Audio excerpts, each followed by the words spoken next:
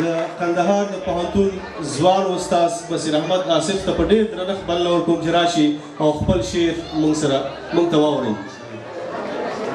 د حمزه صاحب شعر عنوان دا وایي پښتو ژبه. په پردۍ ژبه خبرې پښتون نه کا، بې لیلا بله سودا خو مجنون نه کا.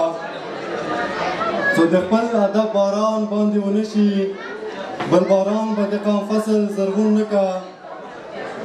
غیرو ژبو کړي لاهو په خپل تهذیب کې، دې پښتو به دې اوس هېڅوک راستون نه کا. خپلې ژبې خپل تهذیب ته چې شا کړې، ملګرتیا له هغه قامه ژوندون نه کا. بې له دې که ټول جهان هم ورته پرېږدې، بل میراث به ستا نسلونه ممنون نه کا. پاڅه پاڅه د عمل جذبه پیدا کړه، پاڅه پاڅه د عمل جذبه پیدا کړه. یو ملت هم ترقي په افسون نه کا.